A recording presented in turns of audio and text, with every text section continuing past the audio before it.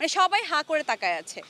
মানে এত বিব্রতকর লজ্জাজনক ছিল, মানে আমার চোখে পানি চলে আসছে, আমি কথাই বলতে পারতেছি না ভাইয়া। ঢাকার একটি বেসরকারি কলেজের এই শিক্ষার্থী গত কয়েকদিন ধরে খেয়াল করছেন বাসা থেকে বের হলে আশপাশের কিছু মানুষ তার দিকে কৌতূহলী দৃষ্টিতে তাকিয়ে থাকেন।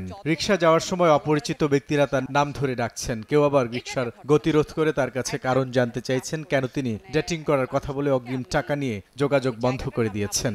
এমন পরিস্থিতির শিকার হচ্ছেন তিনি রেস্তোরাঁয় খেতে গিয়ে, কেনাকাটা করতে গিয়ে, শপিং মলে। আল্লাহ বাঁচাইছে যে তখন। এরই মধ্যে তার পরিচিতরা তাকে ট্যানটেন নামে একটি ডেটিং অ্যাপের স্ক্রিনশট পাঠাতে থাকেন। সেখানে একটি অ্যাকাউন্টে তার ছবি ব্যবহার করা হয়েছে। ভুক্তভোগী এই তরুণীর দাবি, তিনি খোঁজ নিয়ে জানতে পারেন এই কাজ করেছেন তারই এক বান্ধবী। ডেটিং এর কথা বলে 200 টাকা থেকে শুরু করে 50,000, কারো কারো কাছ থেকে হাতিয়ে নিয়েছেন লাখ টাকাও। ভুয়া জন্মদিনের কথা বলে নিয়েছেন দামি উপহার।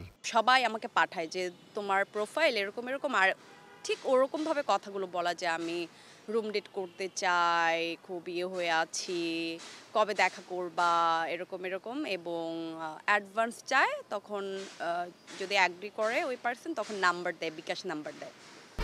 1, 2, 3 ঢাকায় জমি জিতে নিন 100% ক্যাশব্যাক সহ 20 কোটি টাকার পুরস্কার। তো আমার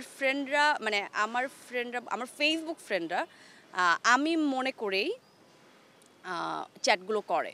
আমি মনে করে বলতে মানে দেখার জন্য যে কি করতেছে, তখন চ্যাট করে। ও যখন ওর নাম্বার টাম্বার দেয়, এগুলো সব অনেকজন আমাকে পাঠাচ্ছে।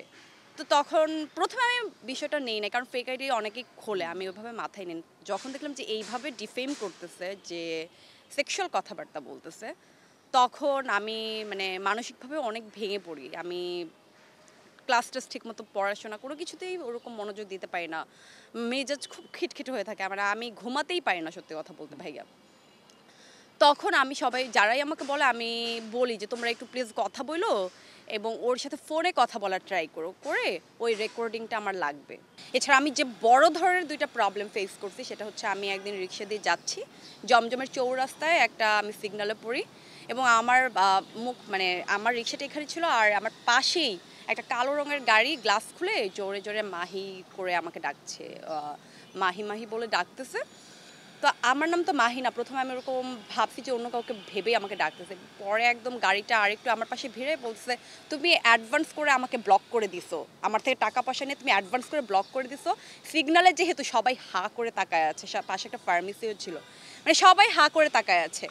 মানে এত বিব্রতকর লজ্জাজনক ছিল, মানে আমার চোখে পানি চলে আসছে, আমি কথাই বলতে পারতেছি না। আমি মধ্যবয়সী এক লোক মুখোমুখি টেবিলেই বসছে, সে আমার দিকে তাকে হাসতেছে, বাজেভাবে সে অঙ্গভঙ্গি করতেছে, চোখ টোক ব্লিঙ্ক করতেছে। যাই হোক, আমার খুবই মানে অপ্রস্তুত হয়ে যায় এই জিনিসটা দেখে, এবং সে আমাকে ফোনের দিকে ইশারা করতেছে যে ফোনটা যাতে দেখি, সে আমাকে টেক্সট করতেছে, বুঝাচ্ছে।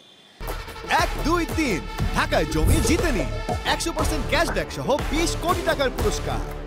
আমার ফোনে কোনো টেক্সটই আসতেছে না। পরে সে একটু পরে কি করলো, আমার সামনের চেয়ারে এসেই বসলো, বলছে তোমাকে টেক্সট করতেছি তুমি দেখো না। বলে কি, মানুষ তো একটা প্রোফাইল চালায়, তুমি একসাথে 2টা প্রোফাইলে আমাকে রিপ্লাই দিতেছো।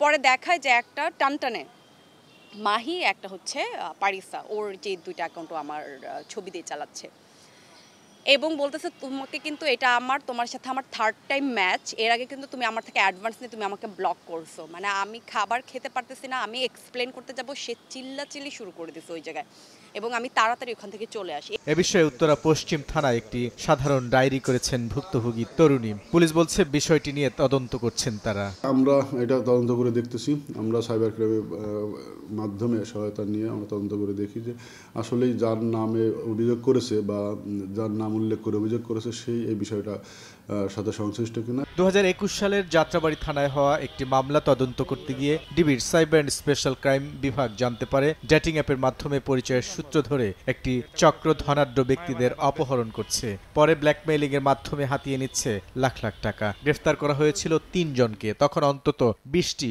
ডেটিং অ্যাপের তথ্য আসে গোয়েন্দাদের কাছে। এসব অ্যাপ বন্ধে বিটিআরসিকে চিঠিও দিয়েছিল পুলিশ, বন্ধ হয়নি একটিও।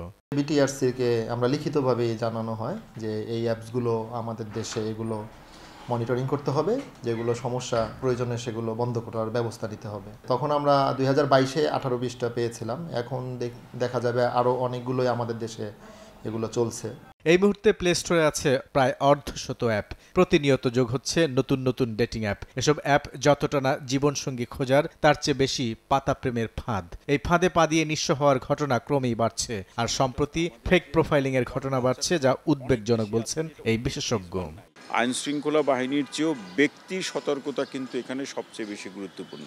অর্থাৎ ব্যক্তি তার নিজস্ব যে অবস্থান অথবা তার পেশাগত মর্যাদা, সেই জায়গা থেকে যে কারোর সাথে সে একেবারে অল্পতেই বন্ধুত্ব তৈরি করবে, কিংবা সেই বন্ধুত্ব থেকে শুরু করে আরও অন্তরঙ্গ হওয়ার জন্য তার মধ্যে একটা আগ্রহ তৈরি করবে, তাকে যা না জেনে না বুঝে, এবং সেখানে অনৈতিকতার একটা প্রশ্ন আছে। এই জায়গাগুলো কিন্তু আসলে ব্যক্তি অথবা মানুষ সতর্ক থেকে যদি এইভাবে সোশ্যাল মিডিয়ার যে ফ্রেন্ডশিপ অথবা যে বন্ধু যারা আছে সেখানে বন্ধুত্বের যে কাঠামো, এই ব্যাপারগুলোতে যদি চিন্তা ভাবনা করে তারা অগ্রসর হয়, তখন এই অবস্থাগুলো, প্রতারিত হওয়ার অবস্থাগুলো কিন্তু তৈরি হবে না। সাইবার জগতের সব ফাঁদ থেকে বাঁচতে সতর্কতার বিকল্প নেই বলছেন সংশ্লিষ্টরা। বুলবুল রেজা, সময় সংবাদ, ঢাকা।